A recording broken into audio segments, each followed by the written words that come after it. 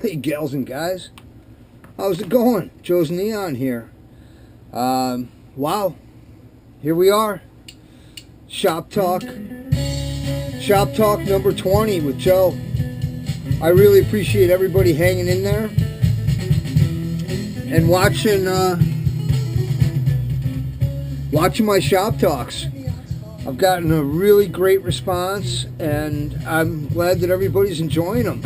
This is going to be another great Shop Talk. I've got a lot to cover, a lot of cool stuff, and I'm just so glad that you folks are willing to join me and hang out and, you know, do what we do for Shop Talk with Joe.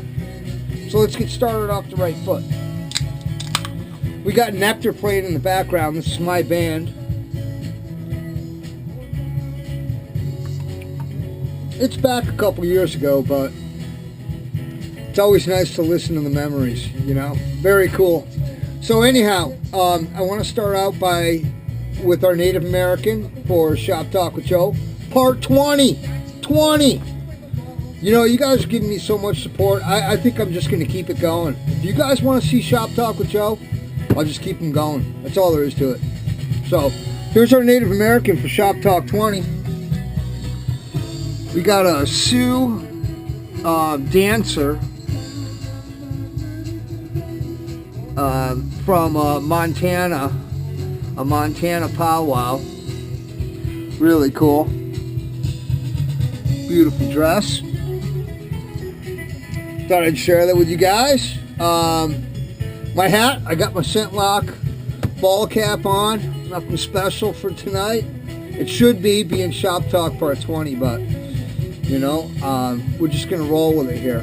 So I just want to thank all my new subs. I really appreciate it, folks. So many new people have subscribed to my channel and are digging it and sharing it with other people. Keep doing so, you know, and we'll keep having a ball with this. Glad you're enjoying it. Go back to my old videos. All of my new subscribers, I have, I don't know, 110 videos out, something like that. Go back and watch some of my camping videos and some of my older videos that I had put down. They're very different from, you know, like what I do at Shop Talk. You know, it's a lot of outdoor stuff and all that good stuff. So go check out the old vids, no doubt. You know, and I know a lot of people don't do that. You know, when they find a channel that they like, you know, to go back and really research and look at the old videos that these folks have, you know, put down. So go check them out. Check out my old vids. Definitely awesome. So we got to move on to question and answer. And I got a lot of great ones. A lot of great ones. The first one that I got was from Captain John. I don't know if you guys know who Captain John is, but Captain John's Bar. He's a great guy. He's up in Down East Maine, up in Steuben. And he asked me a question that other folks have also asked me and wanted to hear. So I'm hoping to tie all of this in together, and that is, have I ever played banjo or mandolin? Well, for a short period of time, I took 3-finger bluegrass banjo lessons, and it was the most difficult instrument I ever even could imagine trying to learn how to play. I figured I had it down since I was a guitar player. Not even close. Not even the same animal. Completely, totally different deal. So, but there's been a lot of other folks that have asked me, you know, about my banjo and would I play some banjo. So he also asked me if I ever played mandolin. No, I've messed around with mandolins, but no, I don't know how to play a mandolin.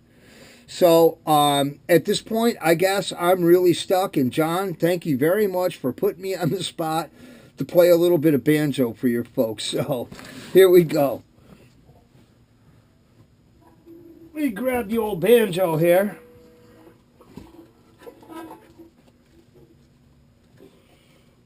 And this is a 5-string. And you wear 3 finger picks that go on this banjo.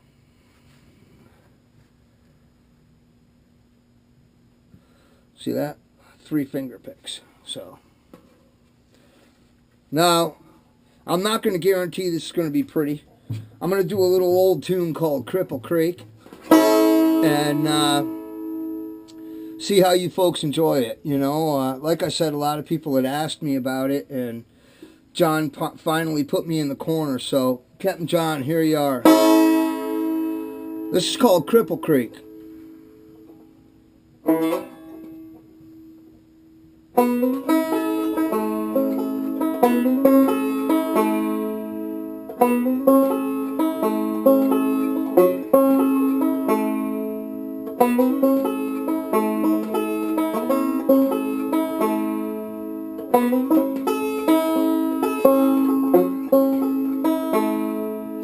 Going up to Cripple Creek, I'm going on the run. Going up to Cripple Creek to have a little fun. Roll my britches to my knees. I'll wade old Cripple Creek. If I please, I'll be going, I'm gone.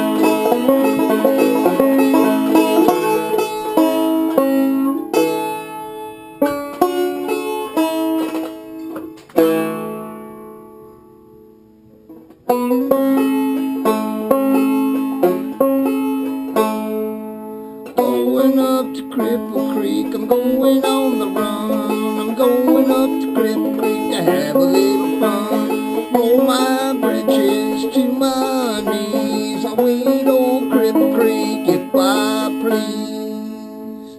I'll be going,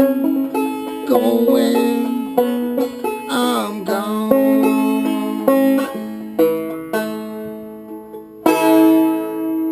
So there you have it, folks.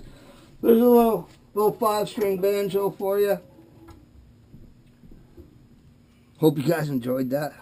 You know, I haven't played much at all with it lately, but I guess I should do so.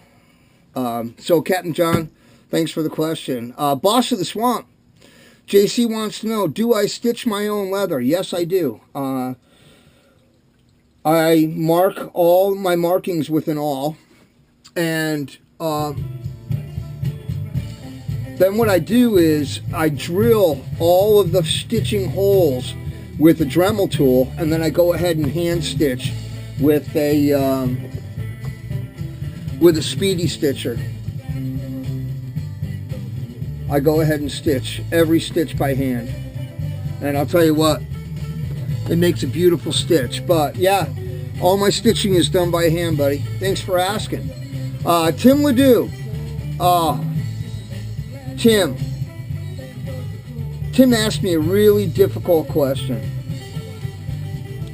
Which talent could I go without?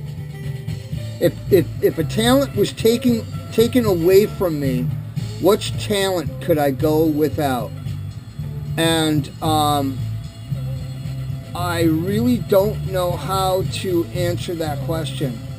I don't absorb myself in my talents. I really appreciate the way people feel about my talents, but you know, God, I don't know what talent I could go without. You know, I really kind of can't answer that question. I hope I didn't let you down, but geez, I really don't know. If I had to go without one talent, I would have to say it would be my leather work. That may surprise most of you, but you know, I really need my drawing and my carving and, you know, all of the other things that I do to support my other talents. And I don't know. I can't really see leathercraft disappearing because all my other talents that I do support that. So, I don't know. Take it for what it is. But, Tim, great question. Thanks for asking. Campfire 52. Do I ever go to New York City? Abso-fucking-lutely not. I don't want nothing to do with any city. I'm a country boy. I love living in the woods. That's what I do. I cannot stand cities. I feel very uncomfortable, and it's just not where I prefer to be. I have been to New York City. When I was a kid, I spent a lot of time on vacation and whatnot with my family, going to New York City and going to Broadway shows and whatnot. And even then, I couldn't stand it. I could not stand it. Very bad experience for me. No, I do not like cities, and no, I don't go to New York City. But thanks a lot, man, for asking the question. Doug Korn, great question. How do I do the artwork on my walking sticks, and what do I use to seal them? Make sure that your stick or staff that you're going to use for a walking stick is extremely dry. Dry it right out. Make sure you take the bark off it, sand it down, let it dry out. Then put 1, maybe 2 coats of a satin polyurethane on the wood. And then I use black India ink and a quill pen. Where's one of my quills? Right here. That's a quill pen. You can get them in any art store. Dirt cheap. Tips are dirt cheap. You dip them in the Indian ink and you go ahead and do your drawing. Now the reason why you seal them first is so that the ink doesn't soak right into the wood fibers and spread. It gives you nice clean lines. Once you have that, you let it dry and then go ahead and put at least 6 coats of poly on it, and your artwork is completely protected. Great question, buddy. Garrett Brader wanted to know absolute favorite axe. I have to combine these 2 questions because Brandon Mitchell, Brandon, hey, what's going on, buddy? Thanks a lot for subbing and joining me with Shop Talk. Wanted to know what my favorite axe company was. Well, Garrett said, what's your favorite axe? And, you know, I really like my Grants Forest Brooks Small Forest axe. I really think that that is just about the neatest axe that I own. It's all hand forged. They're made in Sweden. You guys have seen this axe so many times, but for question and answer, I'm going to show it again. This thing is just awesome. Grants Forest Brooks Small Forest axe. I can get a lot of chores done with it. As far as companies go, yeah, Grants Forest Brooks, but you know, they're very expensive. So you got to be realistic. There's no doubt about it. They are not cheap. But you guys asked me for a favorite, and that's what you got. That's my favorite axe company, and it's my favorite axe that I own. So hope that covered it. Rodney Newberry, what's going on, buddy? Have I ever made wooden snowshoes? That's kind of funny you should ask me that because yes, I have. And I only got to making the frames. I didn't get any further than making the frames. I never got to do lacing with the rawhide, but yes, I have bent frames out of white ash, and it's a lot of fun. But I've definitely put my hand towards it. So thanks for asking, bud. So let's move on to topics for Shop Talk Part 20. Part 20. Shop Talk with Joe Part 20. Who would have ever figured? Anyhow, here we go. I got something really cool that I want to share with you guys, show you guys, and offer to you folks. Pinto blades, I bought a lot of his knives, and I absolutely love them. Mike is in New Mexico. He does a wonderful job with handmade, custom-made knives. You folks have seen my custom-made knife from Mike. And this is the Tursk. Now, what I have, folks, is I have one knife, a Tursk, that I'm going to offer up for sales. Now, a lot of you folks have been interested in, owning some of my leather work and whatnot. So here's what I'm offering. I've got this beautiful Tursk. It's a custom-made Pinto Tursk with walnut handles, jimping, beautiful knife. Now, you wonder if this knife is sharp.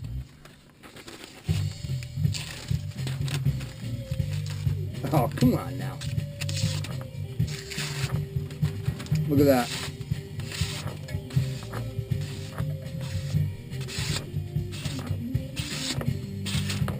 Razor blade. So what I'm going to do is I'm going to offer this knife up for sale with one of my custom handmade sheaths. And I will make the sheath for this knife. And I have it all cut out here. Here's the leather. All ready to go. And what I will do is I'll put your initials on it. The knife and the sheath all set to go, delivered to you, $200. $200 for a Tursk, made by Pinto Blades. And this does come with paperwork.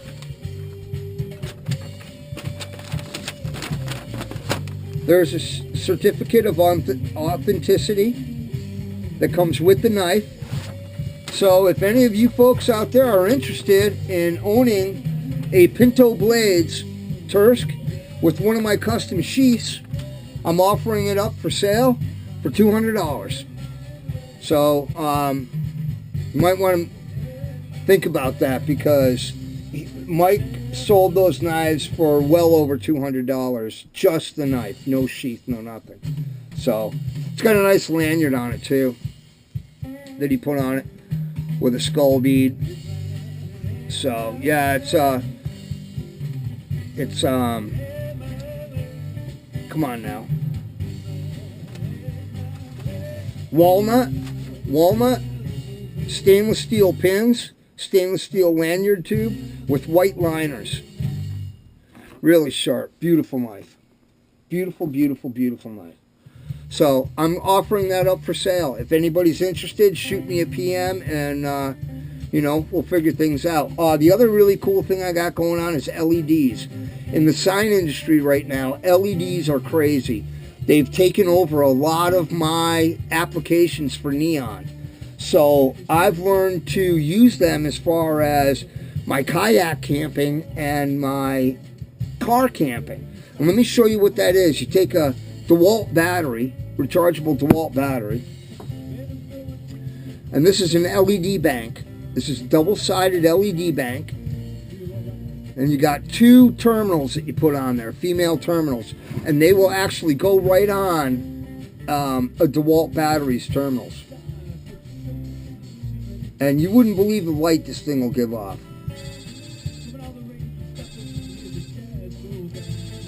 What do you think of that? That'll go for 20 hours. 20 hours worth of light. I have all different kinds of sizes. If you folks are interested in finding some of these LED type lights, stop by your local sign company. I can't get this one. I didn't put clips on this one yet, so that one's not going to light for me. But yeah, you got to get the clips for them. And they put out an extremely amount of bright light for hours and hours and hours and hours. So you take a couple of batteries like this for a 2-week trip, you're good to go. You got light all over the campsite, and they don't weigh anything. So stop into a local sign shop, look them up in the phone book or whatever, and just ask them, hey, do you have any, scrap LEDs? And they'll give them to you. They'll give them to you for nothing. Get your female end clips, like that, and you can just clip them. You got to open them up a little bit, and you clip them right onto the battery. You got all kinds of light. So just wanted to share the LED thing that's going on. What else? Kayak racks. I got new kayak racks for the Subaru. Check them out. Folding kayak racks.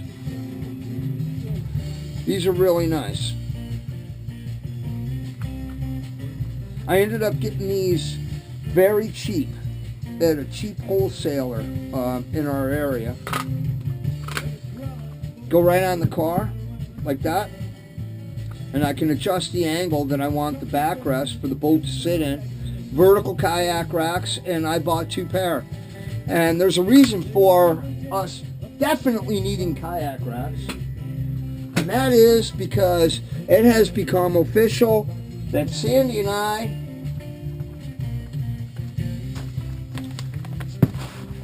are going to Maine. End of July, beginning of June, we're headed to Maine, and we're going right here to Steuben, right here to see Captain John. We're going to go and visit Captain John and Captain John's bar. Now, we're way over here. This is New Hampshire, so we're way over here. It's about a 6-hour trip. But we're going to enjoy the coastline, and we're going to do a little trip through New Hampshire. But yeah, right there, folks, Steuben, Maine. Going to visit Captain John. And I'm sure there'll be plenty of videos shot of that excursion, but really looking forward to it. It's going to be a nice trip. A lot of good stuff there going on. But anyhow, you guys, again, $200, custom-made Pinto, Tursk, walnut scales, white liners. This thing is a razor blade. It's a beautiful knife, and like I said, I will take and I will make a custom sheath, one of my custom sheaths for you, with your initials in it, and comes with all the paperwork. Totally legit. $200. Just shoot me a PM if you're interested. So anyhow, guys, I'm gonna wrap this up. Time went kind of quick. Just ask you guys to always leave a comment, guys and gals. Please leave me a comment, and ask me a question so I can do my question and answer part. I had a lot of fun with that tonight. And the joke for the night is